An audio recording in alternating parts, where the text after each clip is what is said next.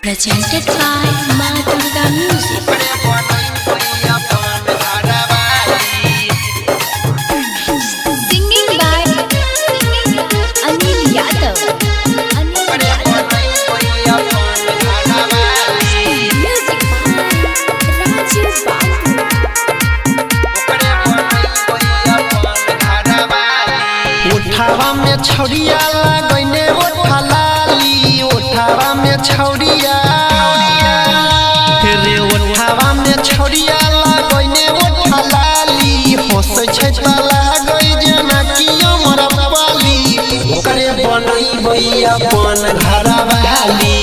ओकरे बनैबै अपन घरवाली दुनू कन में पिन्हने छै बड़ा बड़ा बाली दुनू कन में पिन्हने रे दुनू कन में पिन्हने छै बड़ा बड़ा बाली हंसै छै त लागै देखै में हमर पाली ओकरे बनैबै अपन घरवाली ओकरे बनैबै अपन घरवाली ओकरे बनैबै अपन घरवाली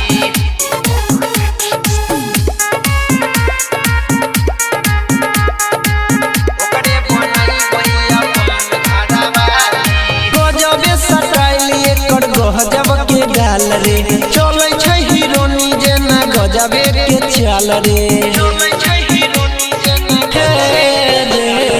गजबे सटाइल एकर गजबे के गाल रे चलै छै हीरोनी जेना गजबे के चाल रे उठावा में छौड़िया लगने उठा लाली उठावा में छौड़िया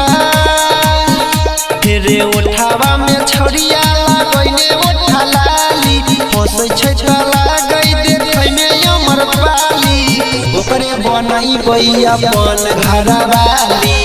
ओकरे बनैबै अपन घरवाली ओकरे बनैबै अपन घरवाली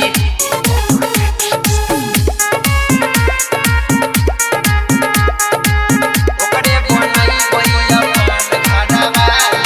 हाई हिल के सैंडल लागै छै बेजोर रे पानो से पातर छै एकर ठोर रे हाई हिल के सैंडल लागै छै बेजोर रे पानो से पातर छै एकर ठोर रे राइटर पराभास के भैया के साली राइटर पराभास के परवीन देवेंद्र के भैया के साली हंसै छै त लागै देखै में हमर पाली ओकरे अनिल बनैतै घरवाली ओकरे बनैबै अपन घरवाली।